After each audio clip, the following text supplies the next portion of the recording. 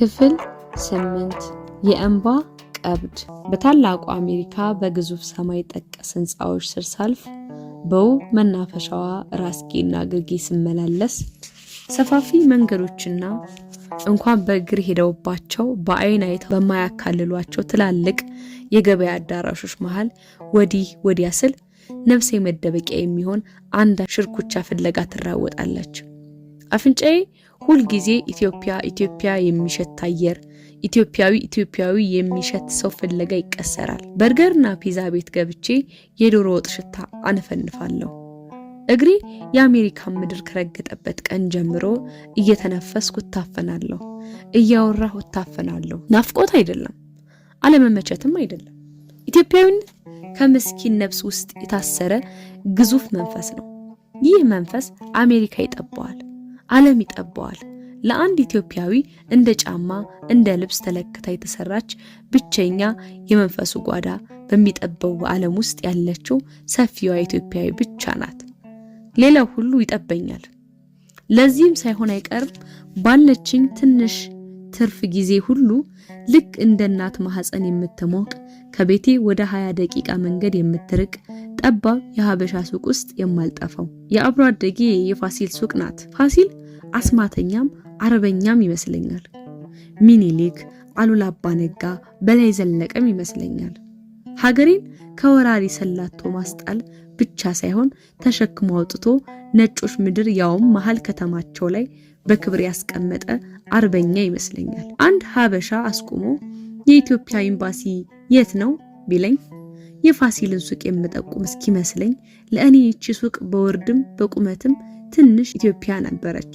የጤፍ እንጀራ የሚቸረቸርባት መቸርቸር ብቻ አይደለም፣ ስለ እንጀራ ኬሚስትሪ የሚወራበት አብሲቱ በሙቅ ውሃ ተቀይጦ የእንጀራውን አይን እንዲህና እንደዛ ሆኖ ሰርገኛ ጤፍ፣ ነጭ ጤፍ የሚባልባት የሀበሻ ቡና የሚሸጥባት የእሳት አደጋ ማስጠንቀቂያ ሳይጮህ ዕጣን በጊርጊራ የሚቡለቀለቅባት የጀበና ቡና በጤና አዳም የሚጠጣባት ጥሬ ስጋ በፓውንድ የሚሸጥባት ካለ ፍቃድ የሴት ልብስ መንካት ዘብጥያ በሚያስጥልባት አሜሪካ ባህሩ ቃኝ ያዝጇን የሚልባት ሱቅ ጥላሁን ገሰሰ ፈልጌ ያስፈልጌ አስቴር አወቀ እሽሩሩ ፍቅር የሚሉባት ሱቅ የማነበው ነገር ካለ እያነበብኩ እጽፍም እንደሆነ ላፕቶፕ ኮምፒውተሬን ከፍቼ መጭና ያጁን ሀበሻ እየቃኘው በእረፍት ቀኔ ከፋሲል ጋር ውላለሁ።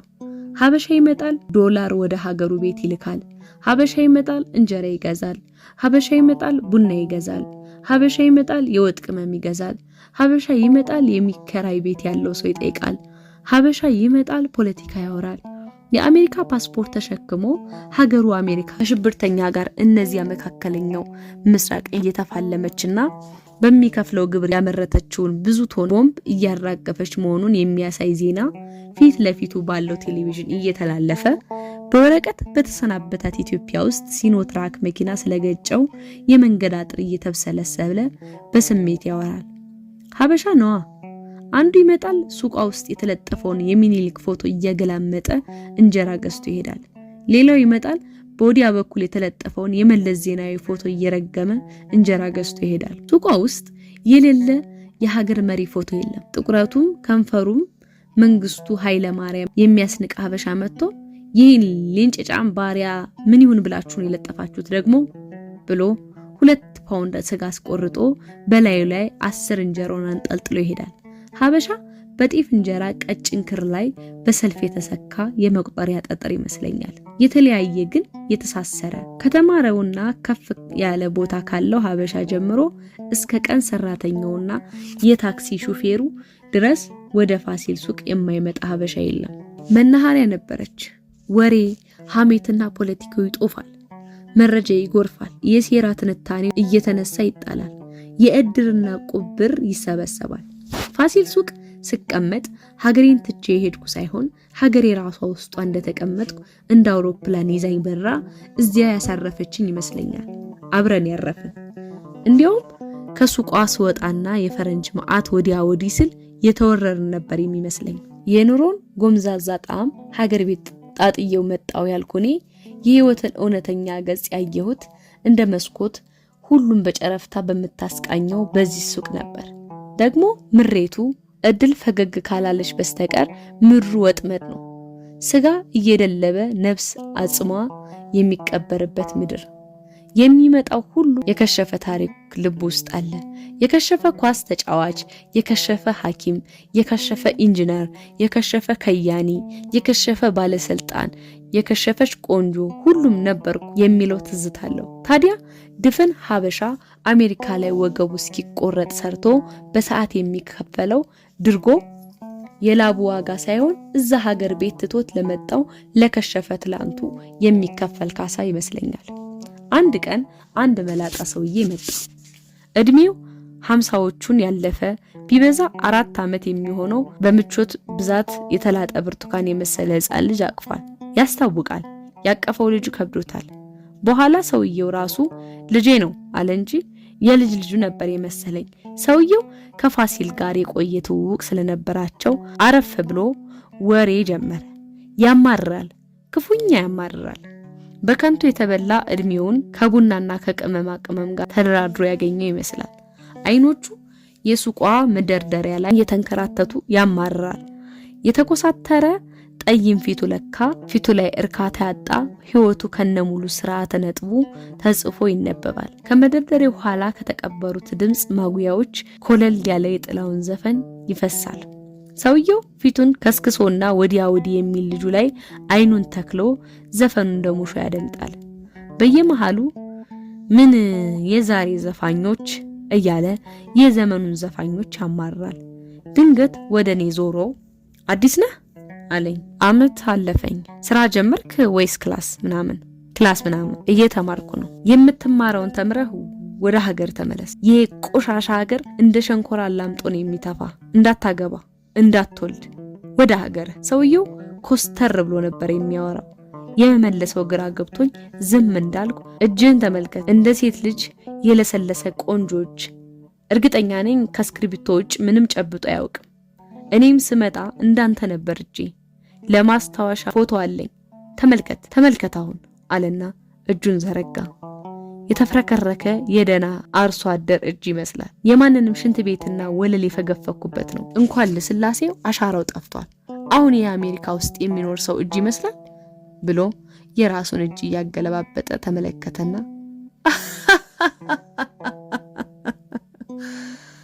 ብሎ ሳቀ። ሳቁ ያስፈራል። ሰውየው ፋሲል የጋበዘውን ቡና የመጨረሻ ጠብታ አጣጥሞ የገዛውን እንጀራ አንጠልጥሎ ልጁን እያቃሰተ አቀፈና ተሰናብቶን ወጣ። አይኔ በሩ ላይ መተከሉን አይቶ ፋሲል የዚያሽ ልጅ ባል እኮ ነው አለኝ። የይቷ አነሯ ትቀልዳለህ? እውነቴን ነው። ማመን አልቻልኩም። አነሯ የሚላት የሆነ ቀን ቡና ልትገዛ መጣ ያስደነበረችኝ ልጅ ነው። በጣም ወጣትና ቆንጆ ነች። ሀገር ቤት የመድረክ ቲያትር ስትሰራ አውቃትም አደንቃትም ስለነበር ከረጅም ጊዜ በኋላ ሳያት ደስ ብሎኝ ፈገግ ብዬ ሰላም አልኳት። ኮስተር እንዳለች አንገቷን ብቻ ቀለስ አድርጋ ዝም አለች። ይቅርታ ሀገር ቤት አውቅሻለሁ የእንባ ቀብድ የሚል ቲያትር ስትሰሪ ብዬ ከመጀመሬ ፊቷ ተቀያይሮ ይቅርታ የኔ ወንድም ስራ የለህም ብላ ኩም አደረገች። ትንሽ ክብደት ከመጨመር በቀር አሁንም ቆንጆ ናት። ፊቷ ግን አስፈሪ ነበር። አሁን ገና የአባቷን ሞት ያረዷት ይመስል ደህና ዋልሽ ቢሏት የሚዘረገፍ የሚመስል እንባ ያረገዘ ሀዘንተኛ ፊት፣ ምን ሰበብ አግኝቼ ባለቀስኩ የሚል ፊት። ብዙ አታወራም። ከዚያን ቀን በኋላ ብዙ ጊዜ ወደዚህ ሱቅ ስትመጣ ኮስተር እንዳለች የምትፈልገውን ገዝታ ነው የምትሄደው። ፋሲል መደንገጤን አይቶ እየሳቀ አስደነበረች አይደል አለ።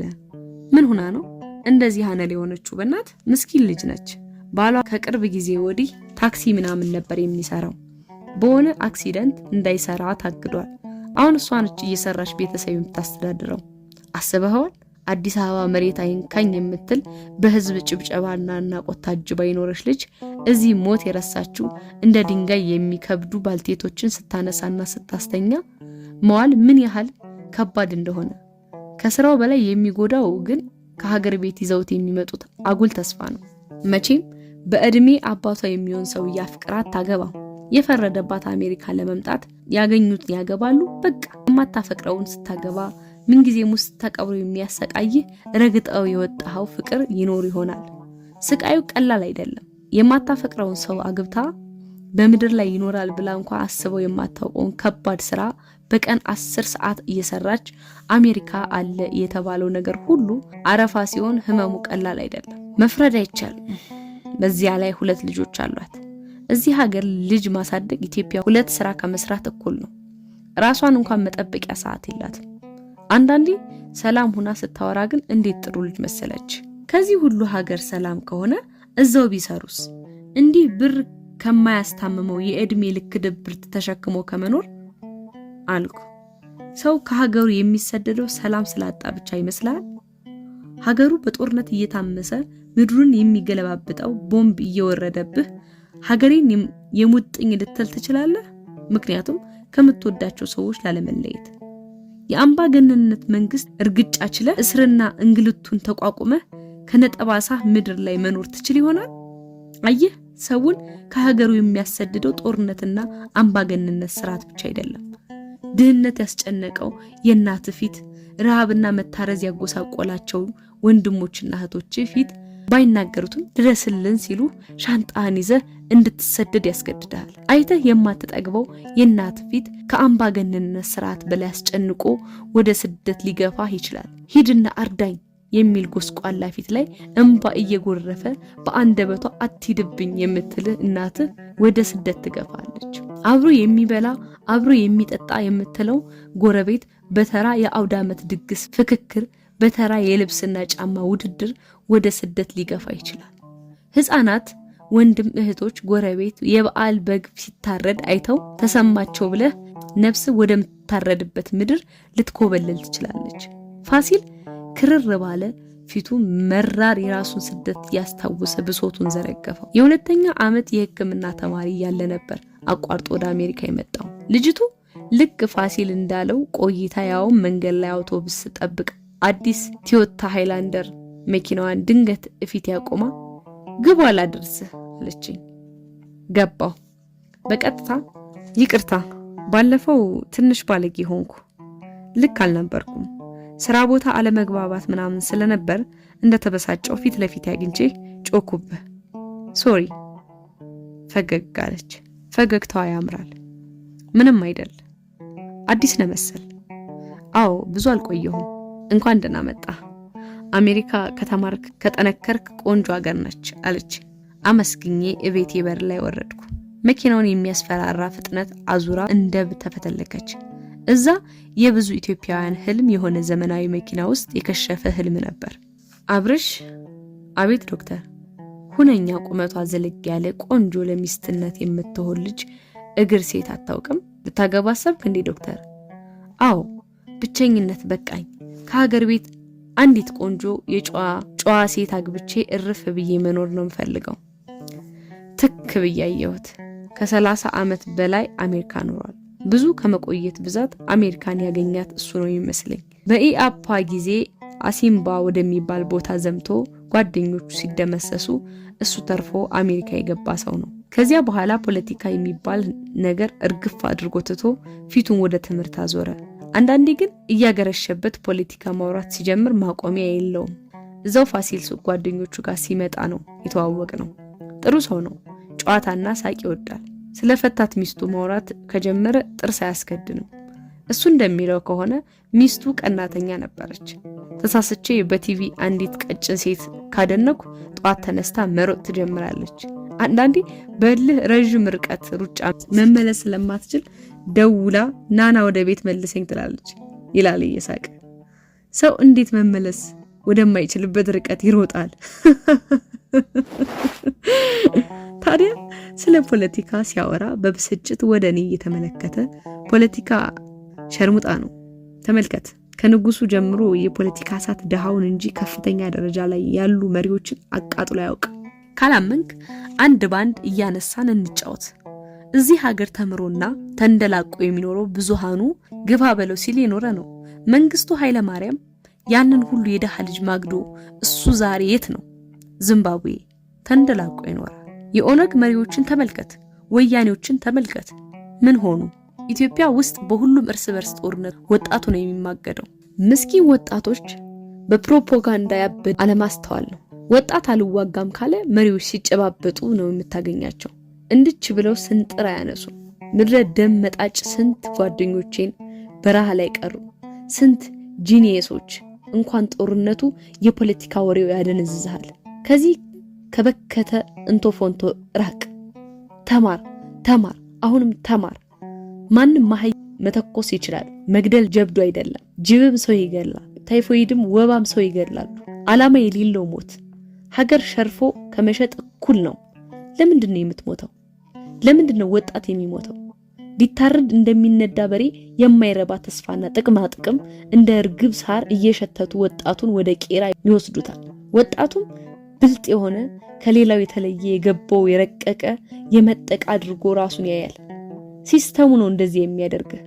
ከአንተ በኋላ አዋቂ የሌለ መስሎ እንዲሰማ አለፍ ብለህ እጅን ስትዘረጋ አሪፍ ነው። ፖለቲካ እንኳን ይዘቱ ቅርጹ ለማንም ገብቶ አያውቅም። ፈሳሽ ውሃ ነው፣ ቅርጽ የለውም። አንተ ውስጥ ሲገባ አንተን ይመስላል፣ እኔ ውስጥ ሲገባ እኔን። ሁላችንም ብርጭቆዎች ነን። በስልጣን ከፍ ያሉት እያጋጨ ችርስ የሚባሉብን በብስጭት ይናገራል። ሁልጊዜ እንዲህ ካወራ በኋላ ሲጋራ ያጨሳል። ትምህርቱ በትክክል ምን እንደሆነ እንጃለት። ብቻ በሆነ የባዮሎጂ ትምህርት ዶክትሬቱን ይዟል። አግብቶ 2 ልጆች ወልዶ አድገው ዩኒቨርሲቲ ገብተዋል። ከሚስቱ ጋር የተፋቱት ከ4 ዓመት በፊት ነበር። ሰውየው ታሪከ ብዙ ነው። የሆነ ሆኖ አሁን ግን ዘለግ ያለ የሬሳ ሳጥን በመፈለጊያ እድሜው ዘለግ ያለ ሴት ይፈልጋል።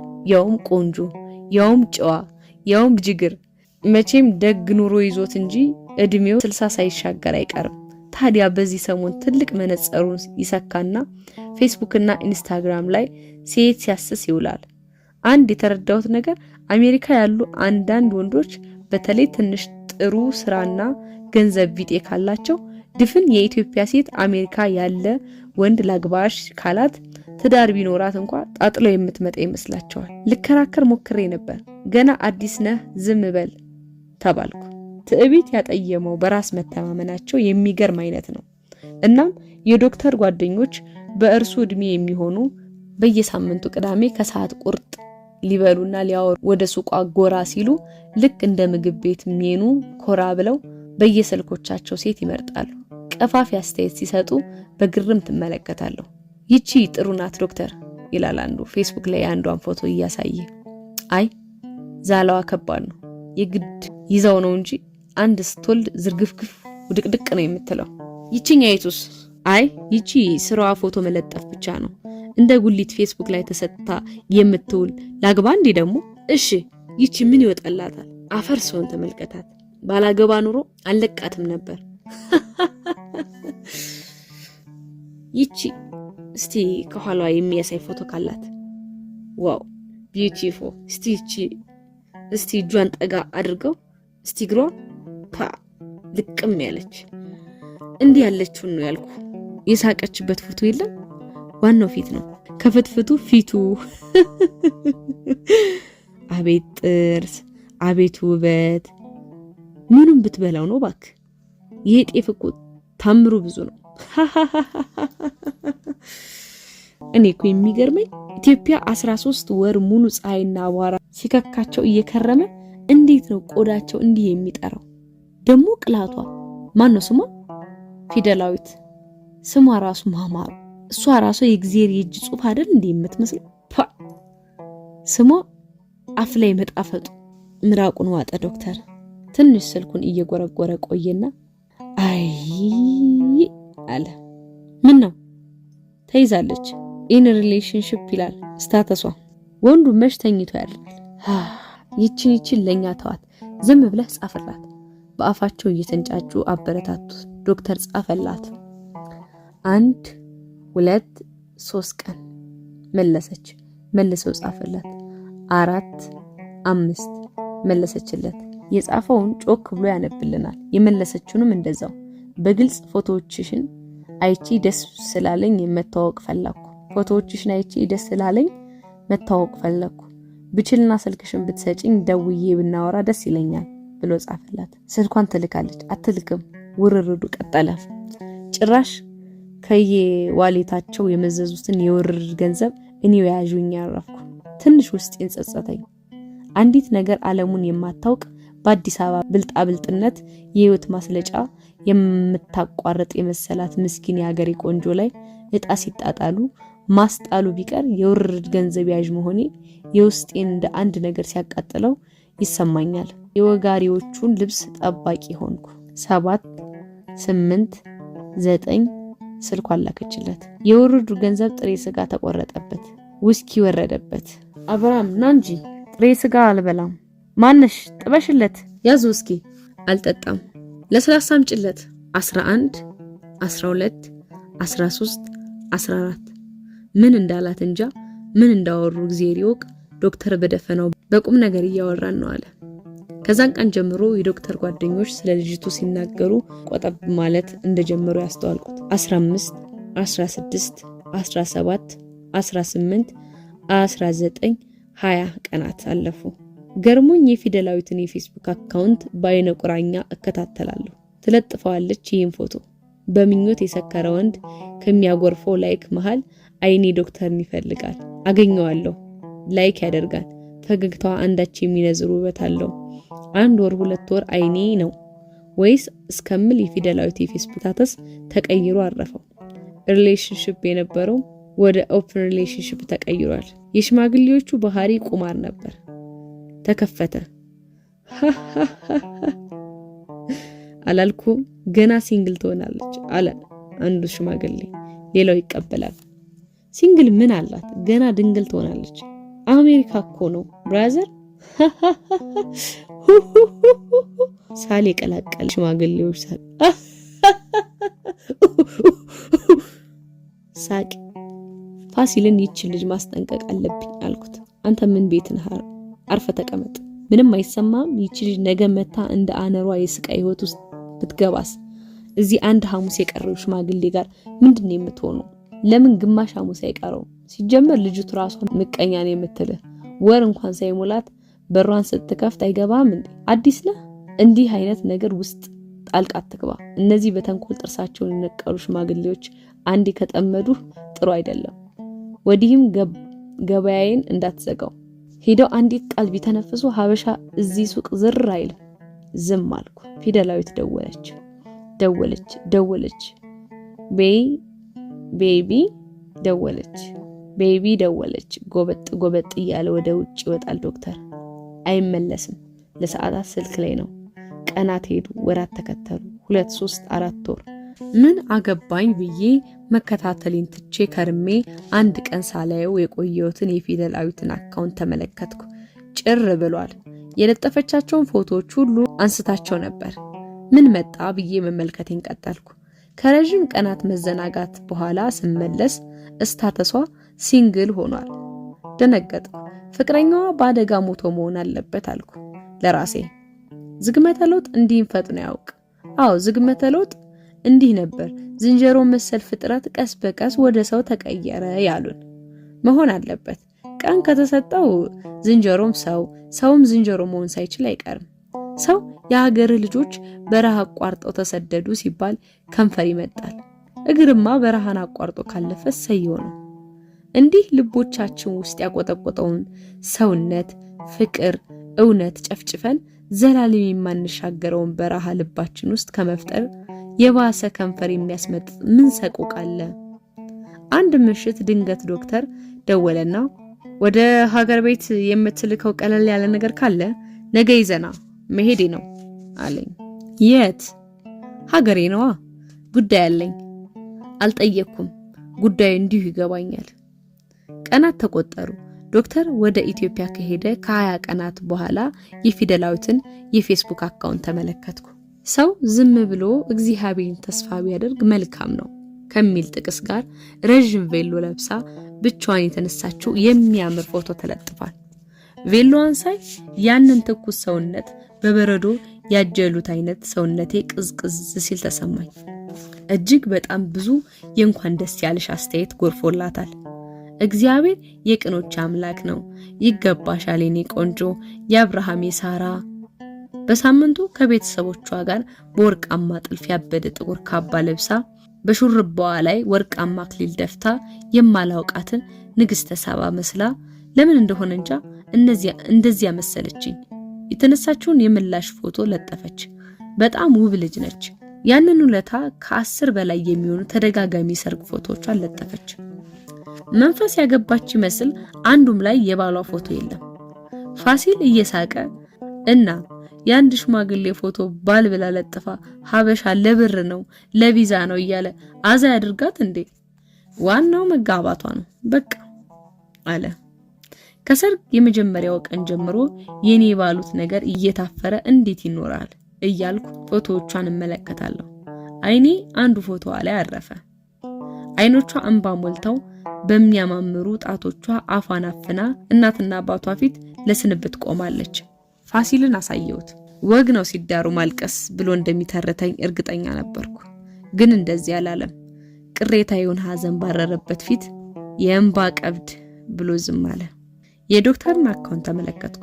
ጭር ባለው የፌስቡክ አካውንቱ ላይ አንዲት አረፍተ ነገር በጉሉ እንግሊዘኛ ፊደላት ተለጥፋለች። Love never gets old. ፍቅር አያረጅም። ምዕራፍ 8 ተጠናቀቀ።